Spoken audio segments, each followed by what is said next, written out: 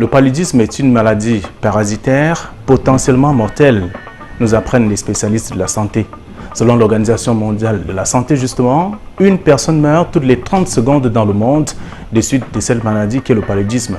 Et au Cameroun, elle continue de faire des ravages. Pour davantage comprendre ce que c'est le paludisme, nous recevons professeur Leman Léopold. Il est parasitologue. Professeur, bonsoir.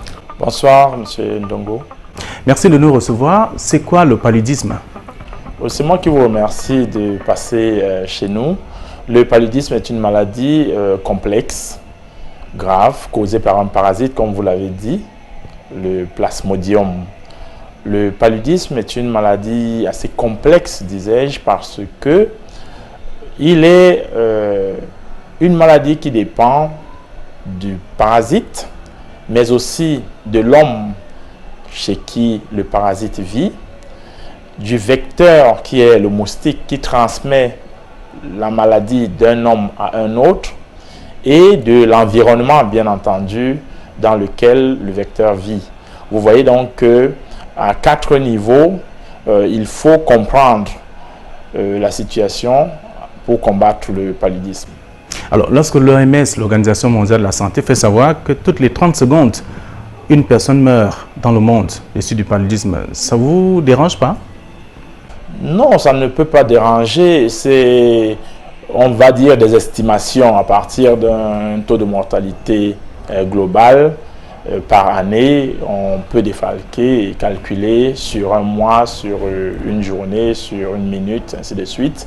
Mais le plus important, c'est que les chiffres sont alarmants. Les chiffres sur le paludisme sont alarmants et ne sont pas toujours exacts parce que beaucoup de cas, malheureusement, ne sont pas déclarés.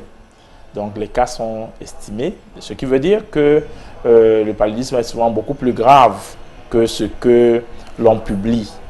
Et vous pouvez regarder autour de vous, il y a beaucoup de gens qui, malheureusement, meurent de paludisme. Il est vrai, ici chez nous, on n'a pas toujours tendance à faire des autopsies. On n'a pas toujours un diagnostic biologique qui précise la nature de la maladie ou la nature de la mort. Donc, du coup, le paludisme tue beaucoup plus que l'on ne croit. Alors, vous êtes biologiste et ça voudrait dire que vous maîtrisez davantage le processus même. Comment est-ce qu'on l'attrape, le paludisme? Quelles sont les causes? Le paludisme est une maladie dramatique. Chez nous, je vais vous dire qu'il est assez grave qu'une maladie qui est la cause principale d'hospitalisation dans notre pays, 40%, autour de 40% de personnes hospitalisées dans n'importe quelle structure sanitaire dans notre pays, l'est à cause du paludisme. Et que cette maladie ne soit pas assez connue est quelque chose d'assez grave. Et je disais donc que le paludisme, il faut le connaître au niveau même de l'enfant, du primaire. Il faut savoir que le danger vient du moustique.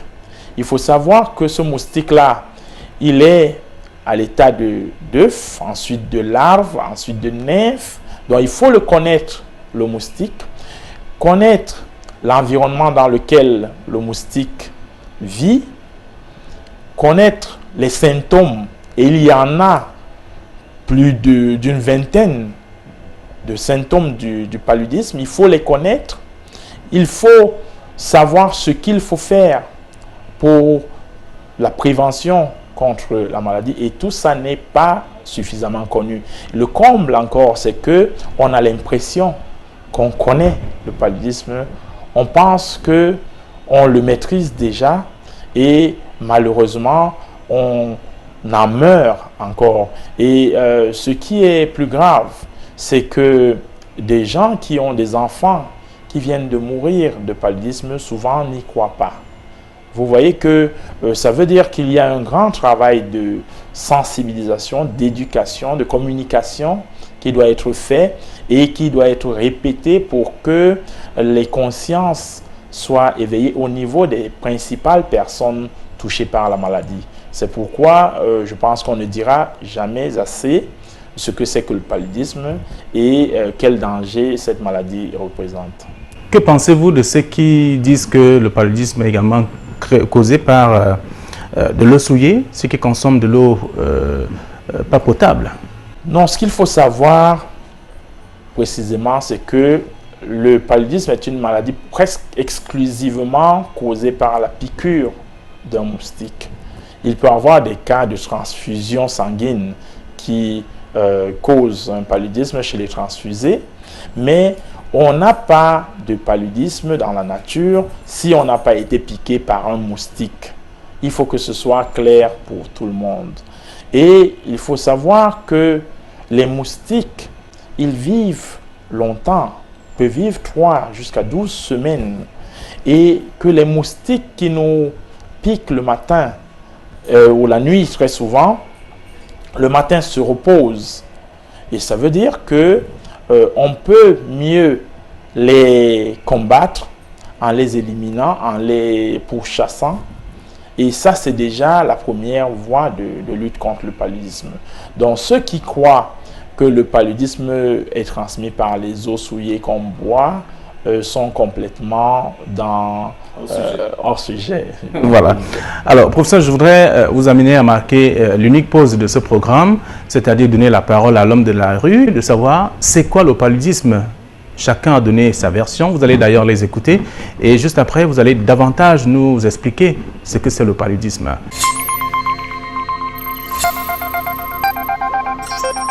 Je sais que le paludisme qu'on parle, c'est le moustique qui donne ça. En plus, les rigoles bouchées, ainsi de suite, je sais que c'est là où les moustiques dorment. Puis quand la rigole est propre, on n'aura pas besoin de paludisme. Toi-même, vous voyez qu'ils sont plus à la maison. En plus, les insecticides qu'on achète à chaque moment. Parfois, tu verses à la maison, c'est toxiquant, on ne sait plus quoi dire. Oui, le paludisme tue. Ça donne la maladie. Si tu n'interviens pas vite, ça peut t'amener très loin. J'avais même un oncle qui est mort à cause de paludisme.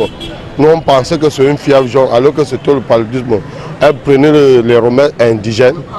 Or, quand on l'a amené à l'hôpital, c'était déjà trop tard. On dit sur le paludisme, quelques heures après, il est mort. Donc, on avait intervenu un peu trop tard. Oui, le paludisme, bon, ça nuit beaucoup à l'environnement. Et c'est une maladie qu'il faut prendre soin de ça. Parce que ça touche vraiment l'environnement. Le paludisme tue. Ça tue les enfants, les grandes personnes. Au fait, toute personne atteinte du paludisme, ça tue. C'est mauvais le paludisme. Donc il faut voir ce problème. C'est un problème très très pertinent dans notre pays. Donc il faut vraiment que l'État voit vraiment comment est-ce qu'il peut prendre des dispositions pour ça. Et les moustiques aussi à bas de la maison qui est à côté de l'eau, que les gens dorment, ça, moustiquaire là, au fur et à mesure, ça donne la maladie aux gens. Et les enfants, même les vieux, même les jeunes, par exemple les jeunes, c'est plutôt la paludisme qui tue beaucoup les gens à cause des moustiques. J'ai déjà eu le palud. Bon, j'ai pris la tisane et en plus j'ai fait un examen à l'hôpital. Le paludisme, c'est une maladie causée par la salubrité, par l'eau sale. Vous savez, quand les alentours de la maison n'est pas propre, ça doit, avec les moustiques, l'eau sale qui sont partout, donc ça donne cette maladie. Et ça nuit vraiment à la santé.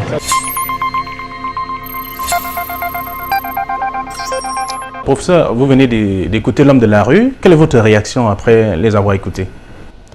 Je pense que ceux qui ont été interviewés, pour ceux qui ont donné leur avis, n'ont pas été complètement à côté de la plaque. Donc le paludisme est effectivement une maladie causée par les moustiques, ils l'ont dit. Et ce qu'ils n'ont pas précisé, c'est que les moustiques se développent dans des eaux stagnantes, dans des eaux qui ne bougent pas, qui ne circulent pas. Et il faut bien connaître le danger avant de le combattre. Donc, il faut savoir que dans les eaux, il y a des larves de moustiques et ces larves-là vont donner des adultes qui vont s'envoler. C'est pourquoi il est mieux d'éliminer des eaux stagnantes parce que là, les moustiques sont plus concentrés, sont plus nombreux en asséchant les mares, en les éliminant, en irriguant, on a plus de chances d'éliminer les moustiques. Quand on laisse les mares et que les moustiques arrivent à l'état adulte, ils s'envolent et là, ils sont plus difficiles à combattre. En résumé, l'homme de la rue maîtrise quand même la cause de la maladie? Non, je ne peux pas dire à partir de 3 interviewés que l'homme de la rue maîtrise. Au contraire, ce que je constate, c'est que il y a beaucoup de personnes qui ignorent encore de quoi ils souffrent déjà quand ils ont une fièvre. Donc, ce qui veut dire que toute fièvre n'étant pas paludisme, on devrait avoir d'autres recours, par exemple les examens de laboratoire qui précisent de quoi on souffre, qui vous disent que la fièvre est causée par ce parasite. Donc généralement, l'homme de la rue ici, malheureusement, va traiter la fièvre et parfois traite une fièvre qui n'est pas due au paludisme. Ils ont évoqué le cas de l'indigène. Exactement, il a parlé de traitement à l'indigène.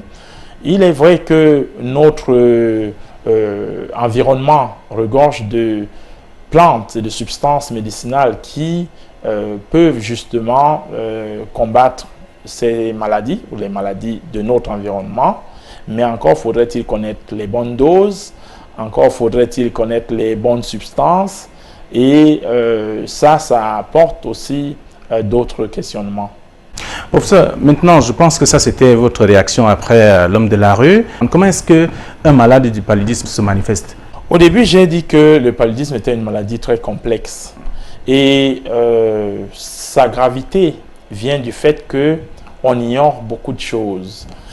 Vous savez, beaucoup de maladies infectieuses dues à un agent infectieux, un microbe, si on peut le dire ainsi, causent une réaction de l'homme. Et cette réaction-là, une partie de cette réaction-là, c'est la fièvre, l'augmentation de la température.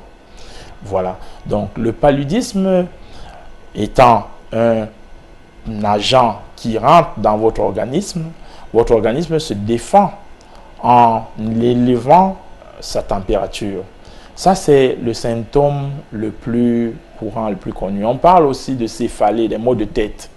Ça, on le voit très souvent. Mais il y a des symptômes qu'on ignore beaucoup. Chez les enfants, par exemple, les douleurs abdominales, des diarrhées sont plus causées par le paludisme que par les vers intestinaux, comme on croit souvent.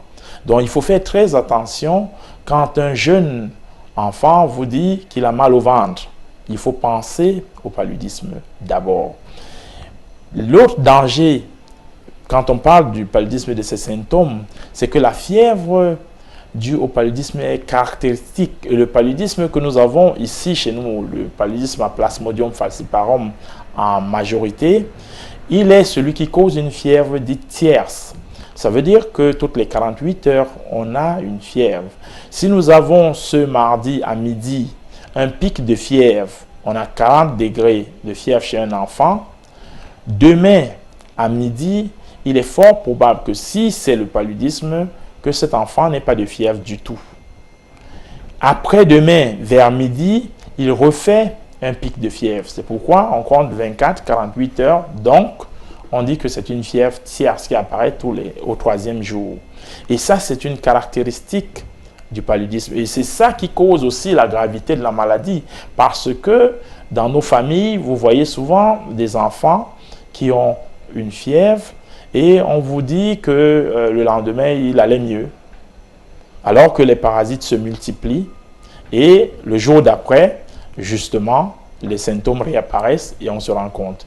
Il y a beaucoup d'autres symptômes, des frissons, quand le paludisme est encore simple, vous avez des myalgies, des courbatures, vous avez des douleurs articulaires, vous avez plein de symptômes comme ça qui font souvent que certaines personnes savent qu'ils pourraient avoir le paludisme. Mais par contre, quand le paludisme s'aggrave il y a d'autres symptômes. La glycémie baisse. Et ça, pour savoir que la glycémie est basse, il faut des examens de laboratoire. Il y a souvent du sang dans les urines, on parle d'hématurie. Ça, c'est des signes de paludisme grave. Quand vous avez des enfants qui convulsent de façon répétée, c'est dangereux. Ça veut dire que le paludisme peut être grave. Il y a des acidoses, il y a d'autres symptômes, mais qui sont liés à des examens qui devraient être faits. Et ça, c'est une autre faiblesse de notre système, l'insuffisance que nous avons en laboratoire, en examen, en analyse de laboratoire. Et je pense que combler ce manque-là pourrait nous faire nettement avancer dans la lutte contre le paludisme. Vous avez évoqué un aspect qui semble important. Je voudrais partager cela avec les téléspectateurs. En tout cas, vous allez davantage nous expliquer. Vous avez parlé de la fièvre, qui est un élément principal qui peut conduire au paludisme ou à autre chose. Et chez les enfants, vous avez évoqué quelques cas. Ça peut être la diarrhée, ça peut être un petit mal de ventre, ça peut être un petit mal de tête. Tout ça sont des éléments qui peuvent conduire au paludisme également. Pour davantage comprendre. Pour mieux dire, ce sont des symptômes provoqués par le paludisme, mais qui peuvent être provoqués par d'autres maladies. Ça veut dire que quand on a une méningite, par exemple, on va faire une fièvre qui n'est pas différente d'une fièvre due au paludisme. C'est le laboratoire dont l'examen, le test, qui va déterminer que c'est le paludisme.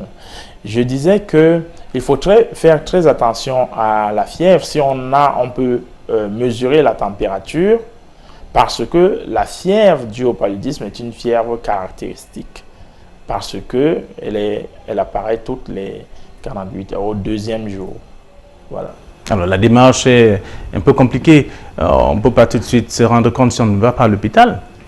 Oui, ça c'est aussi un facteur très déterminant de nos problèmes de santé. Nous n'avons pas souvent le réflexe d'aller vers les centres de santé. Et avec notre culture aussi et nos habitudes, vous avez vu la personne interviewée dans la rue a tout de suite parlé de médicaments traditionnels.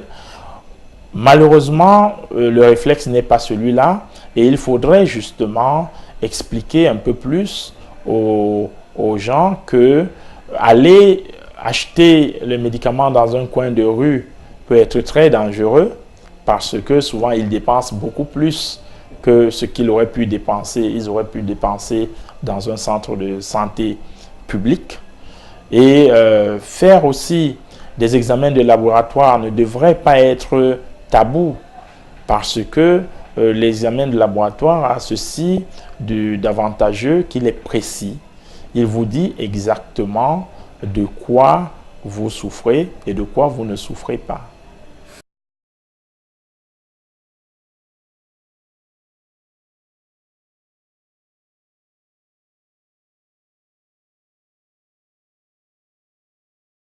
Bon, les enfants et les femmes enceintes sont généralement plus vulnérables de par leur constitution, leur immunité. J'ai parlé de défense tout à l'heure. La défense, le système de défense chez un enfant est plus faible et de même que celui d'une femme qui attend un bébé. C'est pourquoi on met un accent particulier au suivi des enfants et des femmes enceintes. Ces tranches de la population-là sont aussi semblables à des gens qui ne vivent pas dans notre milieu. Nous sommes dans une zone endémique où vous avez la maladie tout le long de l'année. Des personnes qui vivent par exemple en Europe et qui viennent ici, même si ce sont des Africains qui ont séjourné longtemps en Europe, ils sont en danger, ils sont plus vulnérables parce qu'ils perdent un peu de leur immunité. Donc nous, qui sommes adultes et vivant ici dans une zone endémique, on est dit semi-immun. Ça veut dire qu'on ne va pas éviter complètement la maladie, mais la maladie sera moins dangereuse chez nous que chez les personnes faiblement immunes, c'est-à-dire les enfants, les femmes enceintes et les personnes qui vivent dans des zones non impaludées. Alors, des questions de nos téléspectateurs. Je voudrais rappeler que l'adresse de l'émission, l'adresse électronique, bien entendu, c'est actusanté@yahoo.fr. Il y a une question qui nous vient de Koussiri, Amadou, qui nous écrit de Koussiri, qui voudrait savoir s'il est possible d'éradiquer le paludisme au Cameroun. En tout cas, il parle du fait que la partie septentrionale a connu quelques soubresauts, notamment dans le cadre du paludisme, avec des images choquantes que l'on a vécues, des perfusions accrochées sur les arbres, des personnes qui étaient malades, qui sont même décédées. On parle de plus de 1000 personnes qui sont décédées des suites du paludisme. Est-ce qu'il est possible, selon lui, d'éradiquer le paludisme au Cameroun? Oui, le paludisme peut être éliminé au Cameroun. Je le dis avec force et avec affirmation, pourvu que l'on prenne en compte les 4 facteurs que j'ai évoqués depuis le début. Ça veut dire qu'on tienne compte du parasite, qu'on tienne compte du vecteur, qu'on tienne compte de l'homme et de l'environnement. Ça veut dire que les mesures de prévention du paludisme doivent être mises en pratique et utilisées de façon synergique. On doit absolument à la fois attaquer le parasite chez l'homme, ça veut dire donner des médicaments, en même temps que nous luttons contre le moustique, qui est le vecteur, on va essayer de l'éliminer. D'abord l'éliminer en assainissant l'environnement, et ensuite bloquer la transmission en utilisant par exemple les moustiquaires. On doit pouvoir détecter le plus rapidement possible le parasite. Ça veut dire utiliser le diagnostic de laboratoire, le diagnostic biologique. Et maintenant, il y a des diagnostics de masse qui peuvent être utilisés dans les communautés. Il y a plusieurs tests de diagnostic qui sont de plus en plus rapides et de moins en moins chers. Ce qui veut dire que si on a une approche pluridisciplinaire, on peut éliminer le paludisme actuellement parce que les outils sont connus.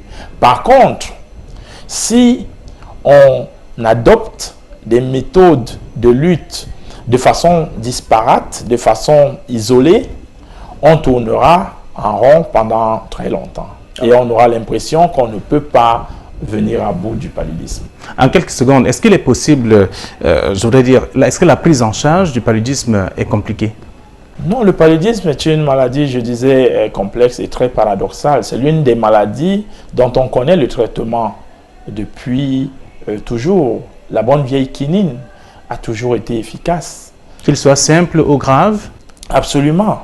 Maintenant, on utilise les combinaisons d'artémisinine pour lutter contre le paludisme grave. Ceux qui ont pris cette décision savent pourquoi. La quinine a toujours été efficace contre le paludisme grave.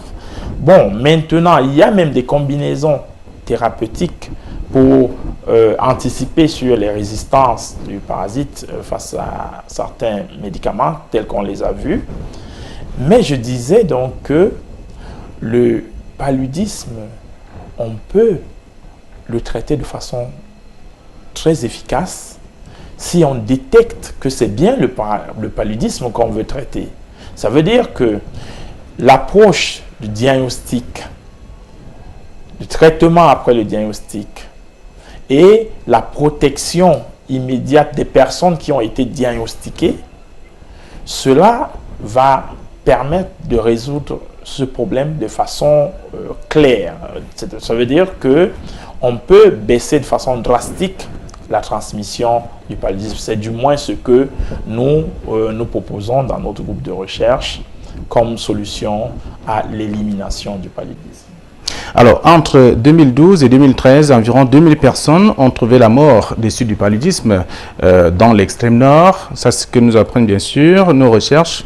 Alors, première cause d'absentéisme au niveau des entreprises et même à l'école, on l'a évoqué également. Première cause des consultations dans les hôpitaux, on l'a également évoqué. On a parlé de la gratuité du paludisme simple chez les enfants qui intervient en tout cas quelques années après. Et juste après la gratuité du traitement simple chez les enfants, on parle aussi de la gratuité du paludisme grave chez les enfants. Est-ce que vous avez l'impression que toute cette gratuité permet quand même de réduire la prévalence de la maladie? Je vais tout de suite vous dire, M. Ndongo, que votre remarque ou votre analyse est très pertinente.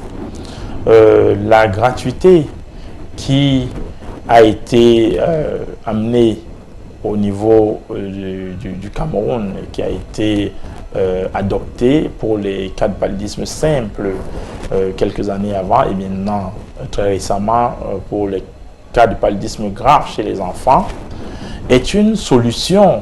Je parlais tout à l'heure de lutter contre le parasite par le traitement, lutter contre la maladie par le traitement. Et ça, c'est un angle d'attaque. Les moustiquaires imprégnés à longue durée d'action qu'on a distribués récemment, 2011, c'est un autre angle d'attaque. Ces mesures doivent être prises de façon cohérente et de façon synchronisée ensemble. Ça veut dire que le faire pourrait avoir un impact. Encore faudrait-il que ceux qui administrent ce traitement aient un certain choix. Là maintenant, c'est un problème technique. Parce que adopter un traitement gratuit et n'imposer que ce traitement, bien entendu, à certains aléas, parce que, quel qu'il soit, le traitement ne marchera pas toujours chez tous les patients.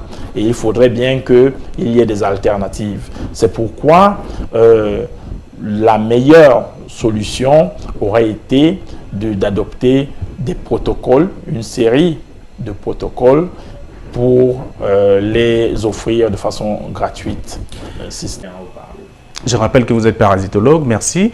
Et merci également à vous, chers téléspectateurs. C'était le paludisme et on trouvera une autre occasion pour davantage expliquer ce que c'est le paludisme. Mais on retient que toutes les 30 secondes dans le monde, le paludisme tue une personne.